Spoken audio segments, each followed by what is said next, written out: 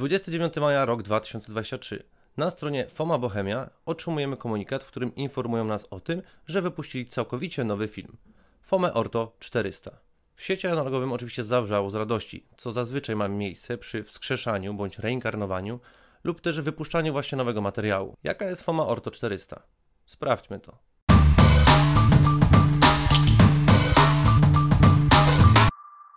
Jak tylko FOMA stała się dostępna w sklepach, czym prędzej zamówiłem pierwsze 3 rolki. FOMA Orto możemy kupić jedynie w średnim formacie.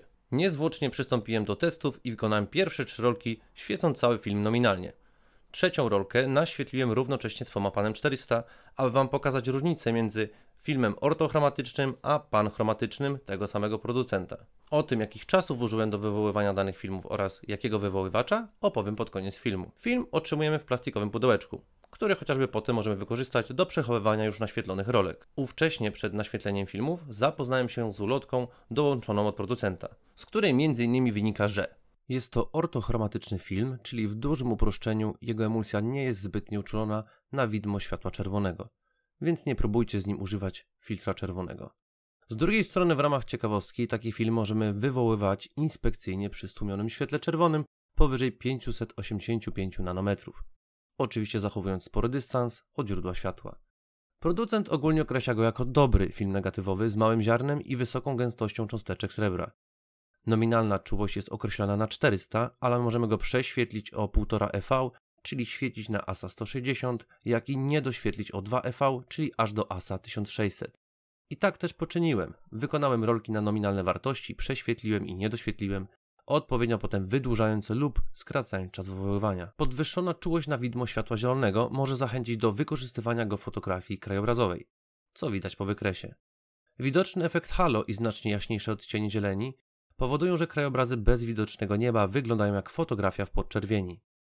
Za to obcięcie czułości na pasmo widma czerwonego skłania do zabawy w artystyczne portrety, gdzie skóra portretowanych wychodzi znacznie ciemniej, podobnie jak na starych fotografiach. Przy obniżonej temperaturze barwowej w przedziale 2400-2700 kelwinów sugerują nam korektę ekspozycji danego kadru od 1/10 do 1 EV, w szczególności jak zamierzamy potem forsować ten materiał, co może być problematyczne w akuratnym naświetlaniu materiału. Przez tą wiadomość stresowałem się, czy aby na pewno akuratnie naświetlę wszystkie klatki. Rozdzielczość LPM to 85, najniższa spośród wszystkich fomapanów, a tylko o 5 od samego FOMA 400.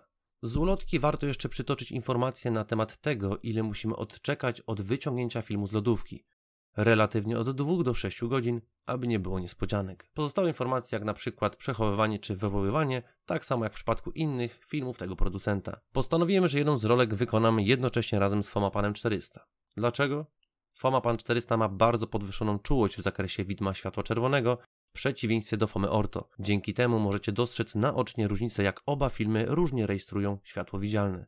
Najlepszym przykładem jest zdjęcie z color checkerem i roślinką w tle. Papryczki tego sympatycznego krzaczka na FOMie Orto są smoliście czarne, a na FOMA 400 znacznie rozjaśnione. To samo możemy dostrzec na skórze portretowanych osób.